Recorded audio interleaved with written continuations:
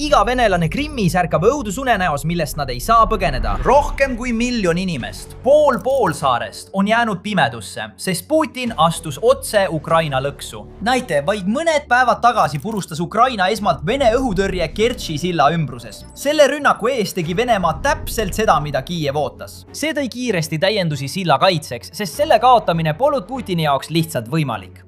Lõppude lõpuks on see sild Venemaa peamine varustuskanal Krimmi. See veab vägesid, laskemoona, kütust ja varustust. Kui see tee muutub kasutamiskõlbmatuks, muutub poolsaare hoidmine järsku palju raskemaks. Ja just siis lõi Ukraina lõks kinni. Näite, kui Venemaa tähelepanu oli sillale suunatud, lipsasid Ukraina droonid läbi ja ründasid võtmetähtsusega taristut üle kogu Krimmi, sealhulgas hiiglasliku Kertši soojuselektrijaama ja olulist raudteesilda üle Põhja-Krimmi kanali. Äkitselt pärast seda rünnakuid jäi suur osa poolsaarest elektrita ning sellele järgnesid kütuse ja toidupuudus. Tegelikult on olukord nii hulluks läinud, et kinnisvara väärtus langeb iga päev, sest inimesed püüavad poolsaaret lõplikult lahkuda.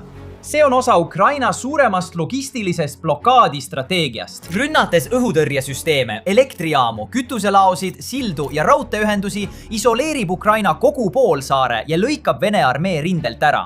Nii ei pea Ukraina tegelikult Krimmi tagasisaamiseks sinna sisse tungima. Piisab sellest, kui Krimmi hoidmine muutub Putinile talumatult kalliks. Iga täiendav õhutõrjesüsteem, mida Putin peab Krimmis kasutama, tähendab, et Moskva ja sellisel linnad nagu Peterburi jäävad vähem kaitstuks.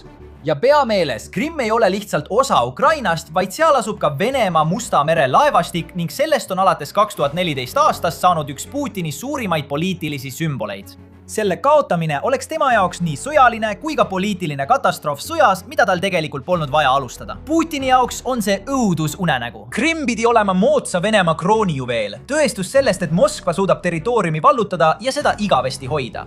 Selle asemel muutub see aeglaselt tohutuks koormaks, mis nõuab üha rohkem raha ainuüksi selleks, et säilitada senine olukord.